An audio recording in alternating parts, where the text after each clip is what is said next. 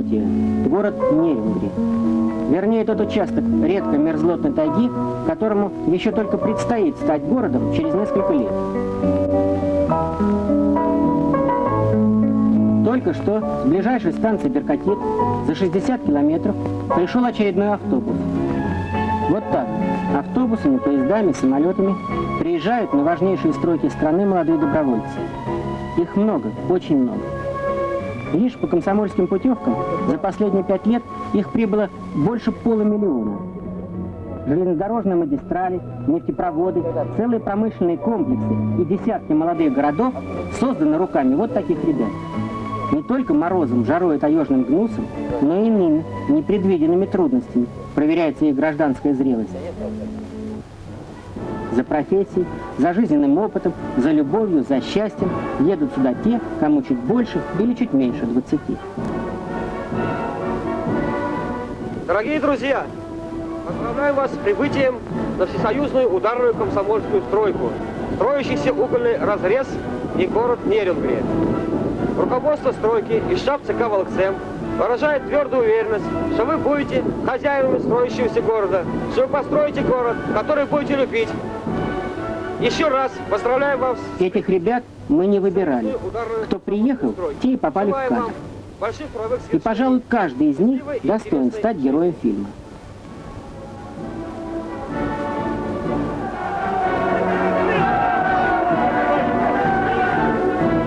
А эти ребята уезжают из того же Нерюнгри в тот же день, тем же автобусом, что привез добровольцев. Год назад их тоже встречали с музыкой. Однако этот участок тайги станет городом Нерюнгри уже без них. Успехи новостроек велики и общеизвестны, но стремительный рост молодых городов выдвигает и свои непростые проблемы. Переполненные поезда везут молодежь на дальние стройки, но и возвращаются не пустые. Эти перемещения обходятся нашей экономике в миллионы рублей. Важно и другое. За текучестью не только судьбы строек, но и судьбы людей. На разных молодежных стройках в Нерюнгри, на Дыме, Волгодонске, Набережных Челнах побывала наша киногруппа. То, что мы сделали, фильм размышлений. Попытка разобраться в некоторых проблемах молодых жителей молодого города. И тех, что остаются, и тех, что уезжают. Поэтому, нравится нам или нет, но эти уезжающие ребята тоже герои нашего фильма.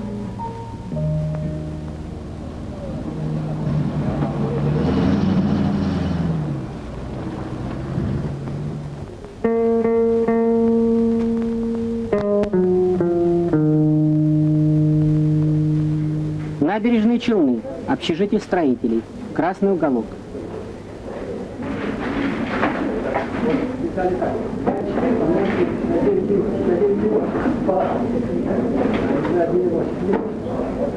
Этим ребятам мы задали один единственный, но очень волнующий нас вопрос. Вопрос вот какой. У вас город, выросший быстро, город красивый, город, где много новых домов, где огромный завод, один из самых больших в стране. Тем не менее, почему из набережных Челнов уезжает молодежь? Уезжает ее, как вы знаете, довольно много. За окнами прекрасный современный город, о котором, как говорится, песни слагать. А мы задаем ребятам такой странный, просто бестактный вопрос.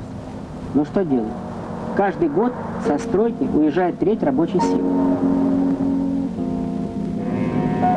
А что это такое треть? Вот на строящемся доме 3 ребят устанавливают панели. Через год их останется 2. Вот в этом полностью заселенном общежитии через год опустеет 4 этажа. Один из этих пареньков будет пить свой кефир в другом месте. Конечно, у текучести причины разные. Кто ушел в армию, кто учиться. Но ведь уезжают люди и без этих понятных причин. А почему? Почему, ребята? Ну, я работаю воспитательницей в общежитии 823. Зовут меня Галина Амировна. Мое мнение, я думаю, что с КамАЗа убегают рвачи и трусы. Хорошие ребята с КамАЗа не убегут.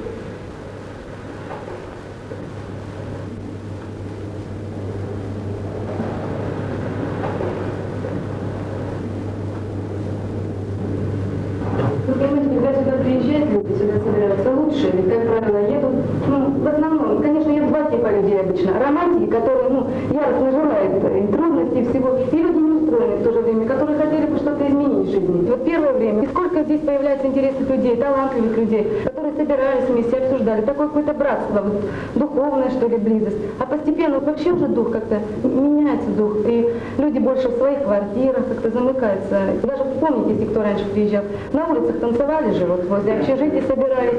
Понимаете, вот какой-то демократии, вот даже ходили на улицах в чем? В штормовках. Сейчас не пойдешь, потому что, видите, кругом асфальт. В общем, люди многие так одеты очень элегантно. Уже подгоняешься под общий стиль больших городов. Вот чего я сюда ехал? Я думал, еду на КамАЗ, где нет Ивана Ивановича, которому, значит, надо заглядывать в глаза. Что раз я приехал, мне все положено. Если я честно работаю, значит, мне все честно положено. Вначале оно так и было, конечно, а потом смотрю снова те же Иван Ивановичи. Ребята говорили сбивчиво, резко, порой ошибаясь, но всегда искренне. Я поехал бы туда, где именно, одним словом, разумно было бы, все по-человечески, уже, как в 20 веке, что ли, где электронные машины рядом с нами могут все рассчитать, хотя они его тоже рассчитывали это место. Я бы туда поехал. Я вот хочу уехать в Нерюнгри. В Нерюнгри? Да, в Нерюнгри. Очень хочется. Но там ведь условия гораздо труднее. Я хочу романтику такую испытать, в вагончиках пожить, вообще в в таких условиях хочу пожить. Один мой знакомый уехал в Нерюнгри. Мы переписались с ним. Я его спросила, какой город. Он говорит, города еще там нету. Только что, где они живут? Они живут в вагончиках. Народ вообще очень дружный, очень много молодежи. И вообще он меня туда приглашает, чтобы в этом городе уже нет никакой романтики сейчас. Уже построенный город. Почти что уже построенный. Но это вот, он не тружек, как говорится. Он уже поехал дальше строить. Итак, из обжитых Челнов они рвутся в недостроенный Нерюнгри и холодный Надым. Странные трусы, правда?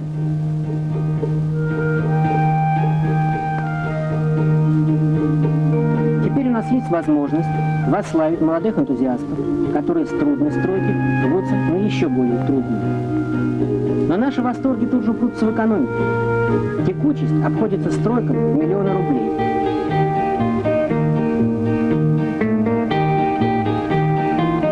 Многие руководители говорили нам, что мечтают о рабочем устойчивом энтузиасте именно данной стройки.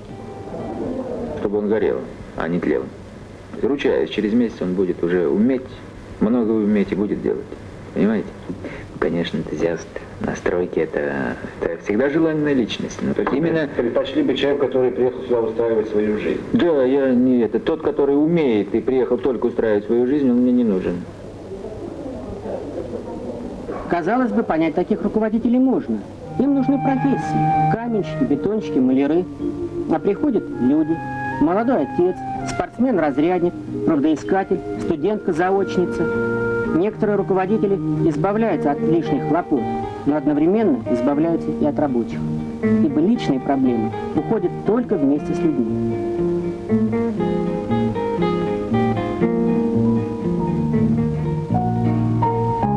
Витя и Галя приехали из Воронежа. Он строитель, она водитель троллейбуса. Семейные вечера выглядели вот так. Жилье в молодых городах строят быстро, но рассчитывают в основном на холостяков. Уехать со стройки, но уезжать Витя не хотел. Он не был романтиком, никогда не пел знаменитую бригантину и не верил в могущество географии. Он знал, что, перемещаясь в пространстве, человек увозит с собой и свои заботы.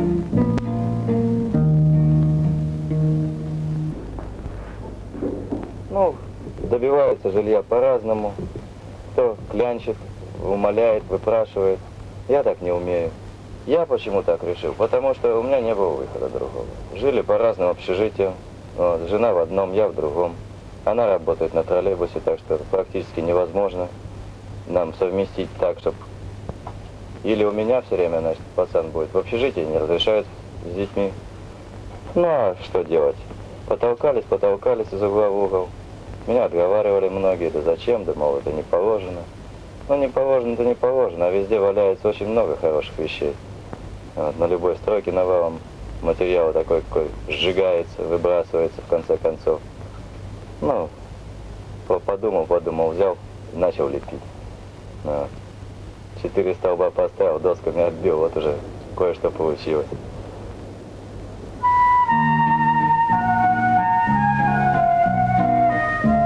Но как оценить эту противоречивую историю? Витя нарушил решение горсовета, запрещающего времянки. Плохо. Зато он пока избавил горсовет от хлопот о собственном жилье. Хорошо. А еще бы лучше собрать вот таких остро нуждающихся и в свободное время их силами построить не кучу времянок, а один нормальный внеплановый дом. Кстати, так уже делают в городе нефтяников Нижневартовск. Сколачивая вечерами временное семейное гнездо, днем Витя решал проблемы государственные, строил дороги Атоммаша. Мы не знаем, останется он в Волгодонске или уедет. Но в любом случае, кто скажет, что он трус? Кто в первую очередь поднимается на новые места? Те, кого на старом что-то не удовлетворяло. Либо быт, либо коллектив, либо подвела любовь, либо нет простора для активной натуры. Конечно, много ребят и девушек приезжают просто строить челны на дым Волгодонск, и им бы обрадовался наш знакомый руководитель. Но они тоже не исключение. Просто их личной проблемой становится сама стройка, как стала она проблемой этих ребят из комсомольского прожектора на Атоммаше. Руководить ими очень нелегко. Они не стремятся за порядком и справедливостью в дальние дали, а яростно отстаивают все это здесь.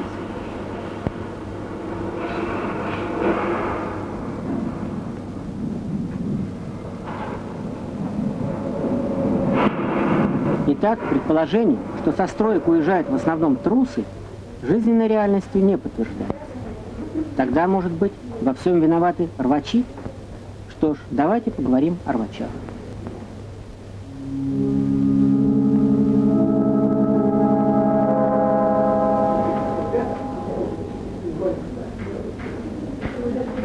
Перед этой встречей знакомый инженер предупредил: мастера первоклассные, настоящие профессионалы, но стимул один.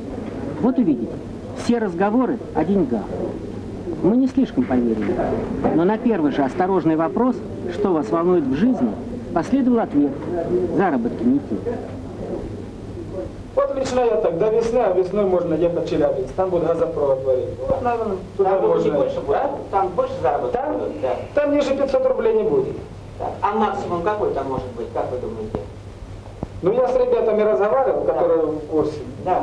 600 до 700 рублей. До 700 рублей можно заработать. На что бы вы их тратили? Ну вот смотрите, во-первых, давайте возьмем так вот. Снизу начнем. Ну, например, одеться хорошо. Сейчас одежда очень дорого стоит, вы понимаете. Шубу взять хорошую, да? Это 500 рублей надо. Это на месяц купить, 11 месяц. Хорошо. Так, ну смотрите, теперь, значит, например, у меня сосед купил, ну, машину, допустим, да? Я захотел, потому что сейчас никто от машины не отказывает. Хорошо, например, вот перстень взять хороший, да? А почему? Какое оборачивание? Хорошо, хорошее, да? Жене, себе. Правильно, вот да? Ну вот как бы вы хотели обставить свою квартиру? По вкусу, наверное. Хороший палас и пару ковров, да? Сейчас ковер 500 рублей. 2 ковра 1000 рублей. Где же там в одной комнате 2 ковра? Слушай, ну ведь ковер, он же пыль собирает. Ему еще пылесос нужен. А пылесос это мелочь, по-моему. Берем точку, это, то, что надо нам тратить. Вы хотите тратить? Ребята, ну мы же что хотим? Тратить разумно. То есть как? Вот, если ты работаешь, это заработанные деньги, не то, что с неба свалились, тогда можно позвать весь Волгодонск в ресторан и пойти. Потратишь. Но ты каждый месяц работаешь как следует, чтобы 700 рублей, правильно? Это же на водопроводе недаром получается, правильно? Правильно. Так вот, ради этой суммы, чтобы не жалко было работать сил своих, как ее тратить? Вот о чем речь идет. Без толку раскидать, а тогда и работать лучше не будет. А за 5 лет, конечно, 200 рублей остается, да? 250, ну 250, то есть, что я с ними могу сделать, да?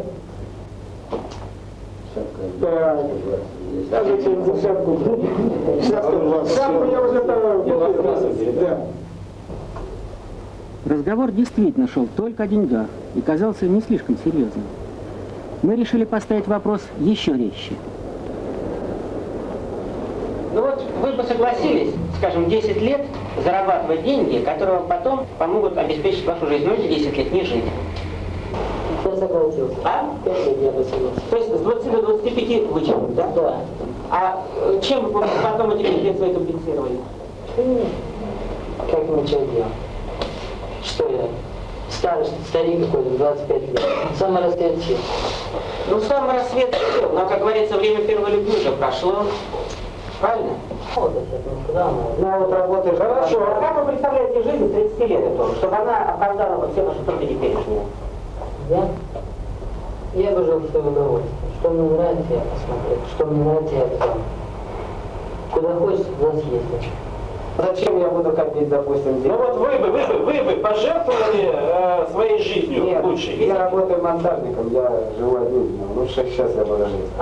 Нет, конечно, из жизни не надо выкидывать годы, по-моему, Нет, надо лежать, дает. Надо говорить о нем, как сказал Островский. Что вы им ответите? Ну, у них свои мнения, у них свои. 20 лет. Самый романтический возраст. Но откуда такая вера в могущество рубля? И хочется спросить. Может быть такая работа, чтобы вот за 100 рублей занимался ею и был доволен, был счастлив? Есть такая работа? Бывает. Ну, например. У меня брат берет в ДК работает художником. Ну что, ну получает он 120 только. 120 он получает, но больше нет. И вот когда я приезжаю к нему, он мне часами может рассказывать, ну, любимый художник это Рембрандт, он мне часами может про Рембрандта рассказывать, про импрессионистов этих. Вот он весь в этом мире, знаете, даже так иногда подумаешь, кажется, с ним даже неинтересно быть, все про художество. И вообще у него очень широкий круг в этом направлении. А вот когда с ним находишься, это интересно очень. Итак, парень прекрасно понимает, что счастье не в деньгах. И тем не менее, готов отдать за них 5 лет жизни. Как объяснить это противоречие? Очевидно, к деньгам или вещам стремятся те, кто пока не нашел в молодом городе счастья. Вот овладевает мысль. Если радость не дается ему сегодня, может, стоит поднапрячься ради радости завтрашней. И вот человек налегает на деньги. Конечно, это наивно. Радость нельзя скопить, заготовить впрок. Но если парень этого не знает, тогда может и не заметить, как уходит от него любопытство, непосредственность, щедрость, как скудеет и съеживается его единственная душа. Да, болезнь рвачества еще поражает людей. Поражает по разным причинам. Вот одна из них. Часто в предновогоднее время строительное начальство загорается идеей перевести мартовские и февральские объекты в пусковые, а значит сверхплановые. Тут же прикидывают, что если бросить дополнительную бригаду и вести работы параллельно, можно поспеть как раз к новогоднему рапорту. Мы вас убедительно просим выложиться, но этот садик сдать. Это в конечном итоге и наша с вами честь, наша доблесть. Это и решение проблемы устройства детишек в нашем СМУ. Это в конечном итоге и решение проблемы устройства детишек в подразделениях и в коллективах города. Так что я вас убедительно прошу, девушки, эту задачу, которая перед вами стоит по ведению плиточных работ, сделать как можно быстрее и с хорошим качеством. Девчата навалились на работу, личную жизнь перенесли на январь. Последний день комиссии, хоть и с недоделками, садик приняла. Но то, что кажется столь значительным 20 ноября, 1 января блекнет. Этот садик не был заселен детворой ни в январе, ни в феврале, ни в марте, только в апреле.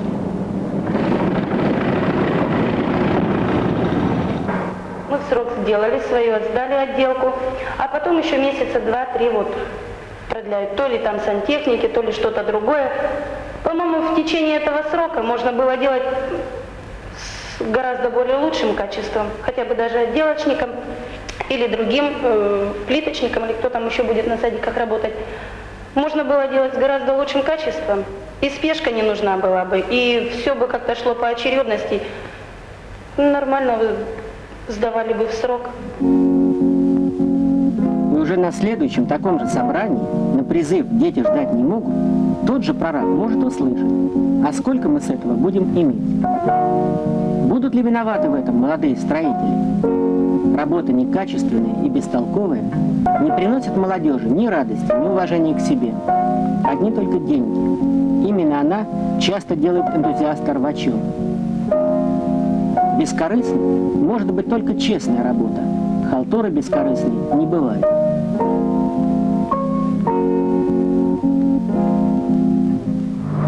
Длинный рубль задает разные загадки. Когда парень мечтает о 700, и тут не все просто. Ну а если строитель газопровода, получавший именно 700, уходит на 1,5? Строитель газопровода Юрий Лазарев каждый день видел здесь вот эти скучные фотографии. И думал, неужели хорошие люди не заслуживают других изображений? В Заполярном на дыме неплохо зарабатывают, но за эту работу им никто не платит. Просто в пустом подвале появится фотоклуб. Единственный надежный путь к счастью завтрашнему – быть счастливым сегодня. Я лично собираюсь здесь, в Надыме, да, жить долго, сам по себе. Уезжать никуда не собираюсь. Значит, нужно, чтобы здесь мне было интересно. Но раз должно быть мне интересно, значит, еще кому-то должно быть интересно. Это уже само собой разумеется. Вот. Ну и если бы, например, я взялся за какое-то дело, да, сам, для себя лично, оно мне быстро надоело. Это ж логично, мне не с кем не соревноваться. Во-первых, как-то там лучше сделать его, или он лучше меня сделал. Ну, мне просто неинтересно было бы для себя работать. Да. Ведь фотограф, он сам по себе работает для кого-то, для чего-то. Вот такими видит своих товарищей Юрий Лазарев.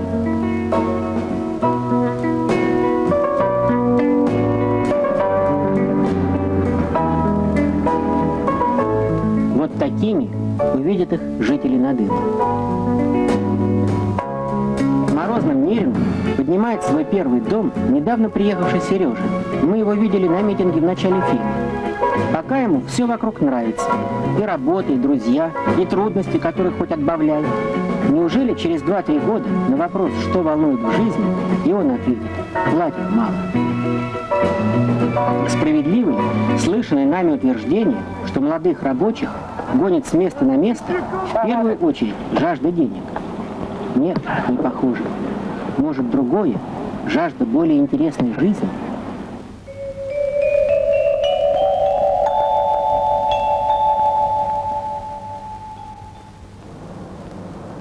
В «Набережных Челнах» мы услышали отрывок из поэмы молодого автора. 4 строчки запомнились сразу. «Только что бы ты ни строил, это будет балаган, если только ты не строишь вольный город Зурбаган». Ну, балаган – это, конечно, некоторый перебор. Зурбаган тоже сказано не слабо. Но не будем ловить автора на громком слове, на риторике. Эти не слишком складные стихи довольно точно определили настроение, которым пронизан сам воздух молодежных строек. Не случайно в названиях временных кафе и клубов без конца мелькают бригантины, каравеллы и, разумеется, алые паруса. Александр Грин неожиданно оказался лучшим другом прорабов и кадровиков. Он привлекает юных романтиков на дальние стройки куда успешнее, чем прямолинейные плакаты оргнабора. Но каким конкретно должен быть этот романтический город на лени, на камень, на бит?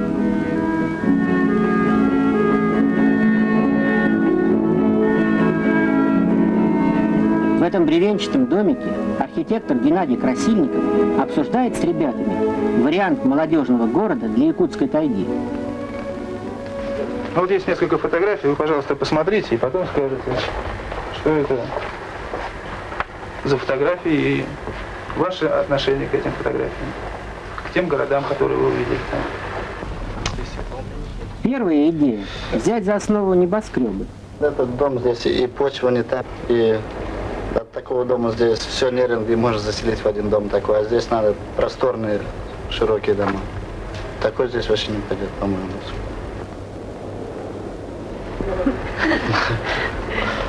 Нет, неприемлем. Да, такой дом. Не, ну в Нерюнгри просто нужно, чтобы архитектура не просто в природу вклинилась, а как бы исходила из самой природы. Тогда, может, подойдут коттеджи?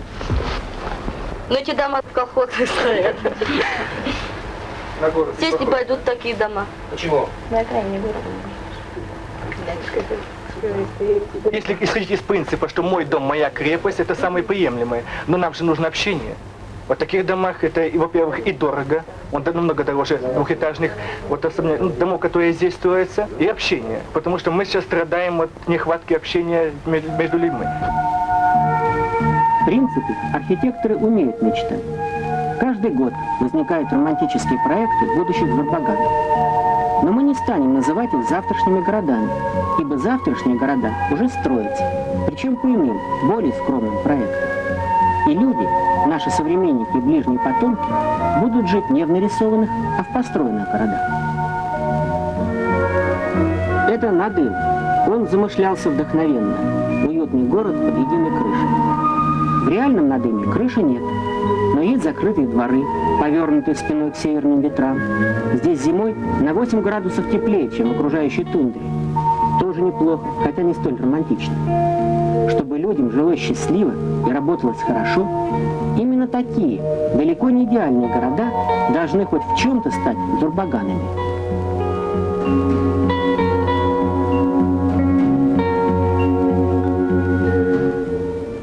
До сих пор для градостроителей города делятся на грамотные и неграмотные, удобные и неудобные. Но почему тогда люди долго колеблются, прежде чем покинуть старый, неграмотный, по мнению градостроителей, Ярославль или Владимир, и без особых размышлений уезжают из Темиртау, Ангарска или Челнов? Давайте посмотрим на День гражданина, живущего в новом, вполне грамотном городе со всеми положенными удобствами. Встал, побрился, позавтракал, отвел ребенка в садик, поехал на работу, приехал с работы, купил, что надо, взял ребенка из садика, посидел у телевизора, лег спать. Хорошо? Да. Все это человеку необходимо, чтобы после рабочей смены восстановить силы к началу следующего дня. Но для жизни этого мало. Для жизни нужен не просто удобный, с налаженным бытом. Нужен город с душой, любимый, непременно любимый город.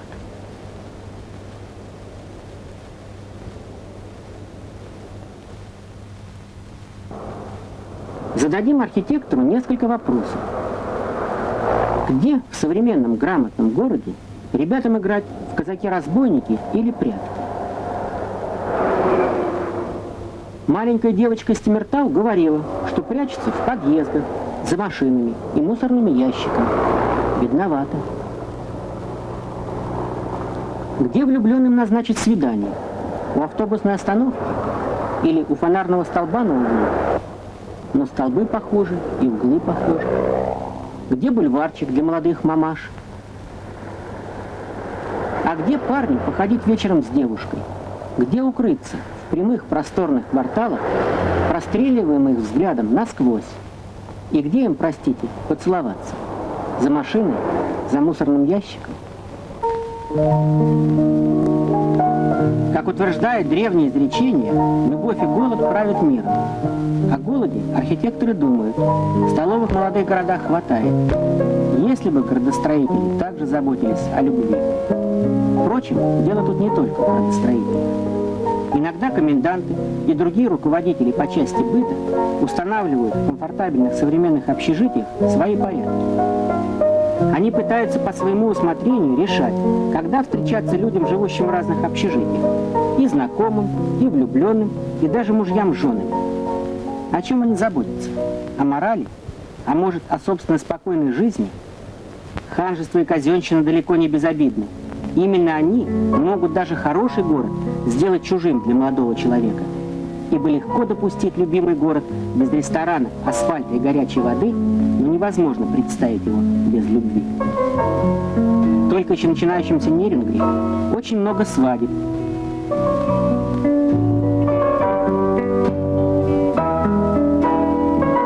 И пока очень мало жилья, но жива традиция палаточного братства. В соседней комнате мужского общежития будет тесновато. Зато молодая семья сразу получит свою первую крышку.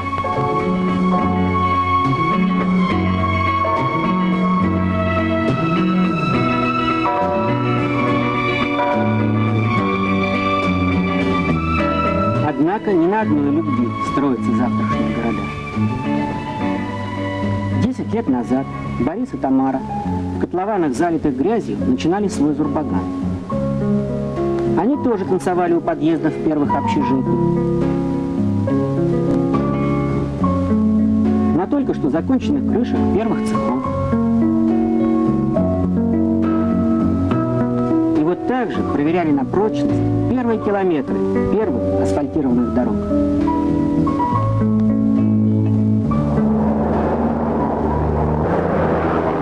Теперь у них есть все. Хорошая работа, дружная семья, налаженный быт. А за окнами дело их рук. Красивый современный город. Ребята, скажите, сейчас вы живете счастливее, лучше, чем в начале стройки? Я все-таки считаю, что тогда, а не сейчас. Я не хочу сейчас сказать, что вот сейчас какой-то такой несчастливый период. Нет. Но тогда это, была какая-то возможность, больше проявить, что ли, себя. И было что такое начало вот интересное, какая-то увлеченность, устремленность в будущее. Вот, наверное, так. Лучше. Да нет, там еще, добавь еще. Восторженность, помнишь, да? Восторженность первых дней, первых месяцев, первых даже 2 лет, вот это настроение. Самый лучший, конечно, первый год. Там комплекс ощущений.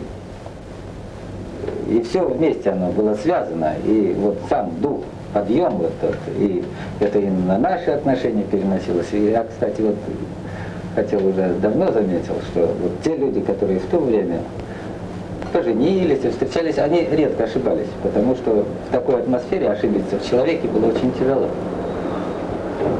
А сейчас, собственно говоря, мы скучнее живем. Качественно-то сейчас все выросло, все вот эти отношения, все. И повторять то, что было здесь в начале, в этом плане, уже невозможно. Я считаю, что я не остановился. Во-первых, здесь я поступила в институт, здесь я его окончила. Причем институт с определенной спецификой, это пединститут. И я продолжаю работать в школе. То есть я не считаю, что моя духовная жизнь остановилась или я перестала строить свой город. Но я знал, передо мной стояла цель. 6 заводов, гидроэлектростанция. Короче, весь тот объем, в который можно было без оглядки ринуться. Ну а сегодня вы также используете свои потенциальные возможности? Нет, конечно. Я лично считаю, что потенциал у меня гораздо больше. Процентов на 30, не больше сейчас. Мы вошли в тот период, когда помимо этого еще что-то надо. Да. А вот поэтому вот нету. Дети наши подросли. У нас уже появляется свободное время. Вот. Но куда это свободное время вложить? Собственно, капитал, он у нас пропадает. Эта семья сегодня словно на распутье. Борис подумает об отъезде, о новой стройке. Ну а там построить дома, кварталы, улицы. И не возникнет ли та же проблема духовной наполненности молодого города? Так может не на новой стройке, а здесь, вот в этих почти готовых кварталах, надо создавать духовно богатую жизнь, создавать тот любимый город, где найдут свою судьбу и странные трусы, и наивные рвачи. Но чем они отличаются друг от друга, любимые и нелюбимые города?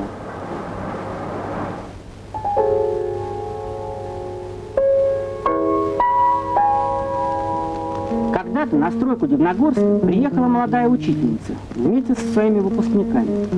Года 3 бывший класс не распадался, жили дружно и интересно. В частности, у них был такой обычай. Каждый четверг вечером ребята сжигали примерно вот такой же костер, и зимой, и летом. Пекли картошку, пели, спорили, говорили о личном. Но главное, к этому костру мог прийти каждый человек с любой своей заботой. Новичок, заблудившийся на незнакомой стройке, искатель истины, непризнанный талант, просто человек, нуждающийся в обществе. Все имели право на свет костра, на его мягкое тепло, на исповедь, на злой вопрос, на честный ответ, на помощь, если она нужна.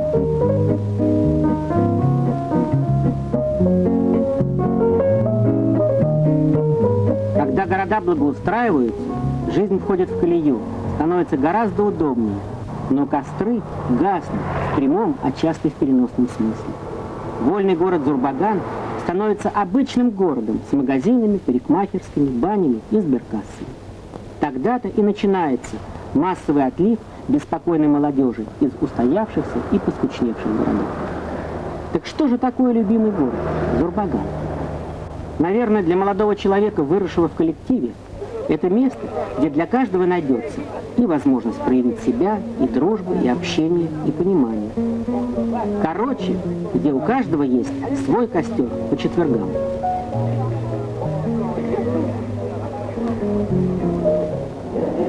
Ведь объединение Орфеев в Набережных Челнах собирается и по вторникам, и по пятницам.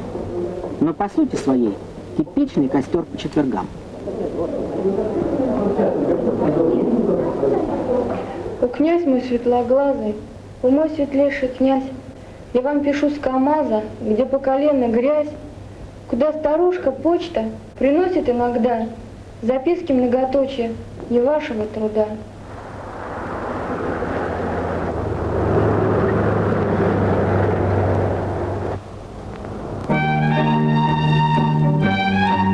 Говорят, за Заполярье едут за большими деньгами. Не исключено. Но ведь купить можно только вещи. Это Надым, бригада Юрия Гоцина. Выросшему в тундре городу была очень нужна школа. И молодежная бригада дала странный в наше просвещенное время обед. Сперва положить в здание последний кирпич, а уж потом праздновать Новый год. И вот, вводя в конфликт с прочим человечеством, ребята зажгли свою елку 25 февраля. Это все. Плохо еще напитки, так что возьмете. Этим ребятам не обязательно раз в неделю уходить на романтический берег реки. Их костер горит ежедневно на стройплощадке. А деньги? Да, денег они получают много. Ровно столько, сколько зарабатывают. Новые города благоустраиваются стремительно. Здесь не жалеют на это средств. В одних Челнах 5 ресторанов. Уровень быта явно поднимается. А вот уровень общения падает ниже того кострового и палаточного, что был в начале стройки. Стены, даже мраморные, даже зеркальные, не способны сами по себе сплотить людей. Это может сделать только человек.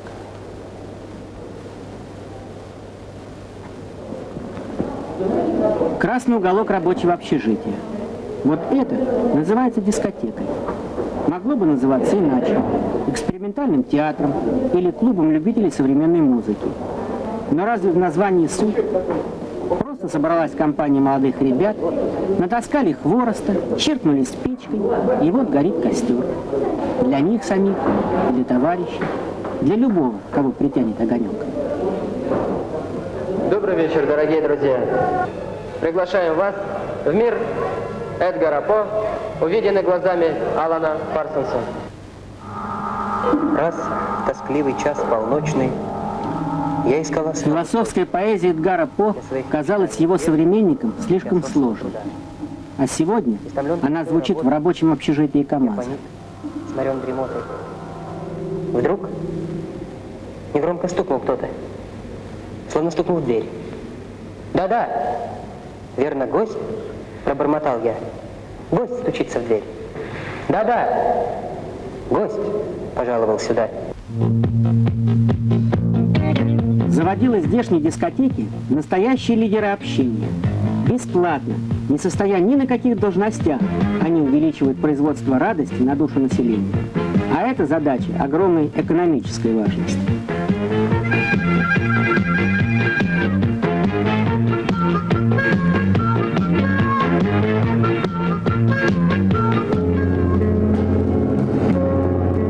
Лет 5 назад в Волгодонск приехал после армии Виктор Лицко. Парень был нелегкий.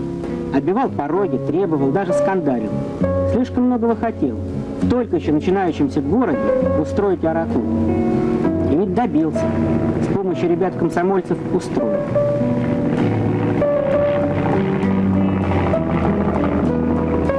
Сегодня в аэроклубе Виктора нет. Нет и в Волгодонске, и вообще на земле. Разбился. К сожалению, это бывает даже в спортивной авиации. Но Виктор был из тех, кто, уходя, все равно остается. Именно такие люди делают города городами.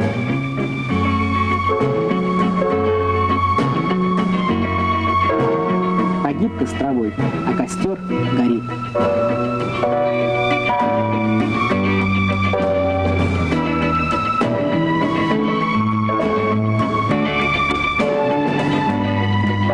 Что важнее для этих ребят? Результат их работы, спектакль, или вечерние часы, которые они проводят вместе? Говорят, у Николая Пархоменко интересные постановки. Нам их увидеть не удалось. Зато удалось другое – провести вечер в студии, поговорить о жизни, погреться у этого костра. Эти девушки – сторожилы студии. Почему для меня, вот сейчас вот уже по прошествии много лет, это вот как первая любовь, которая душу травит, но забыть никак ее не можешь. Но он меня притягивает. Я уезжала, мне здесь год не было. Я буквально вернулась в начале лета и осталась. Я не смогла жить дома. Дома, где все есть, где утром просыпаешься, завтрак на столе. Где до работы 2 минуты пешком, и ничего делать не надо на работе. Где мама все время. Я не могла дома жить. Ну а конкретно, что сюда потянуло? Не знаю, студия, в которой я занимаюсь. А что вас тут держит? Что тут нравится? Ну, так же, как и Алена говорит, студия держит.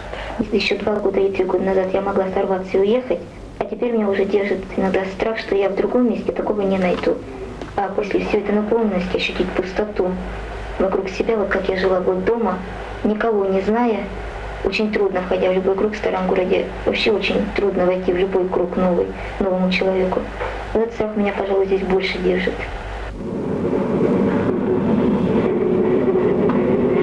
Это снова Нерюнгри.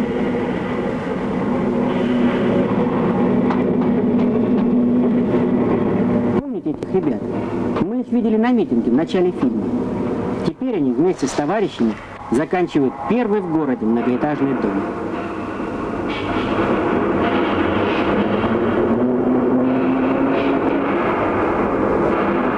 А вот и их костер. Это не романтический символ, просто мороз за 30. Пройдет год или 2, город встанет на ноги, получит тепло, и этот костер погаснет. Будем надеяться, что на его месте загорится другой, столь же необходимый человеку. На молодежные стройки страны приезжают тысячи новичков. Останутся они или присоединятся к так называемым трусам и рвачам, будет зависеть не столько от погодных условий тарифной сетки, сколько от того, найдется ли каждому из этих ребят, непременно каждому, помимо прочего, что нужно живому человеку, еще и место у костра по четвергам. Мы уезжаем, Зая. Ага, я поняла тебя, Алеша. Я очень хорошо тебя всегда понимаю. Пианино мы сегодня же продадим Елене Ивановне. А что мы возьмем с собой? Кипятильник и эту песню.